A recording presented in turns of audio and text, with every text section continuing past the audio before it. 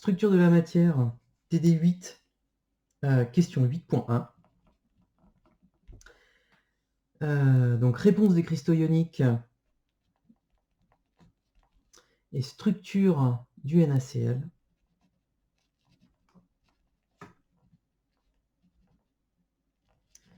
Alors pourquoi on étudie les cristaux ioniques? Qu'est-ce qu'il y a en plus par rapport à ce que vous avez déjà fait avant? Pour l'instant, on a étudié des cristaux où on a supposé les atomes neutres localement. Donc il y avait un noyau qui avait une charge de plus qui compensait exactement la charge du nuage électronique.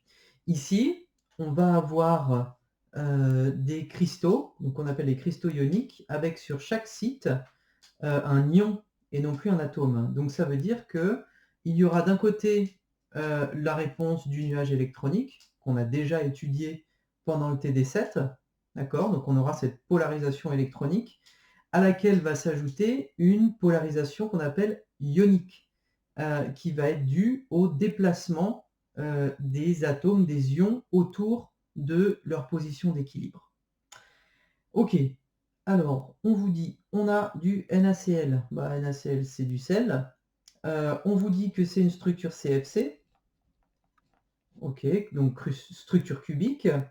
Et qu'il y a un motif. D'accord, donc rappelez-vous, la structure, c'est le réseau de Bravais convolué avec le motif qui est un atome de Na à l'origine et un atome de Cl en 1,2, 0,0. Donc ce sont deux CFC translatés l'un par rapport à l'autre. Première question, donc on vous demande densité de NaCl, c'est ρ est égal à 2,165 g par centimètre cube.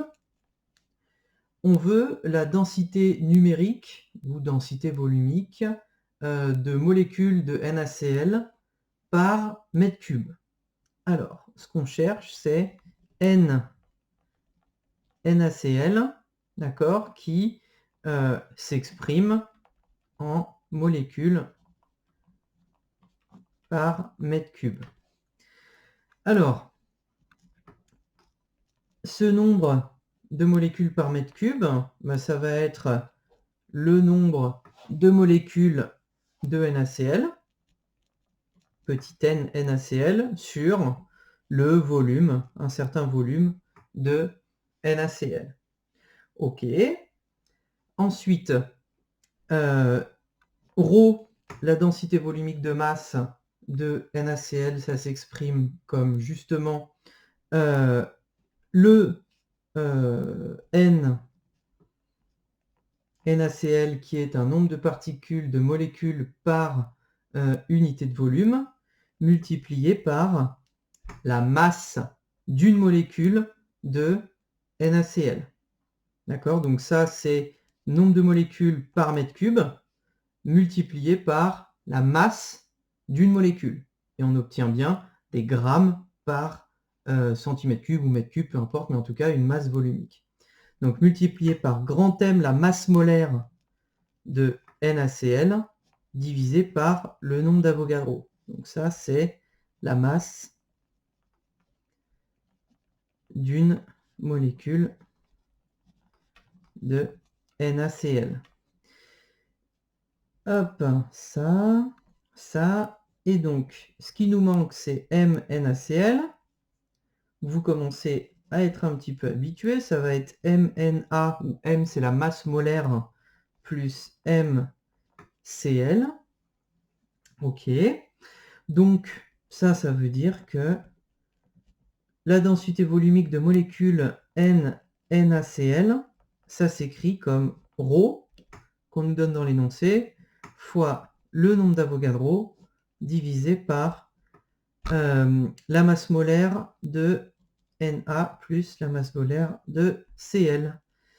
Ça nous donne donc, si on met tout en mètres cubes, ça nous donne 2,165 fois 10 exposant 6 grammes par mètres cubes. Le nombre d'Avogadro, c'est 6,02 fois 10 exposant 23 molécules par mol. Et divisé par, alors, le Na, c'est 23 grammes par mol. Et le Cl, c'est 35,4 grammes par mol. Et donc, si vous faites le calcul de tout ça, ça devrait vous donner 2,2 fois 10 exposant 28 molécules par mètre cube. Et comme molécule n'est pas une unité du système SI, ça nous donne 2,2 10 exposant 28 mètres moins 3.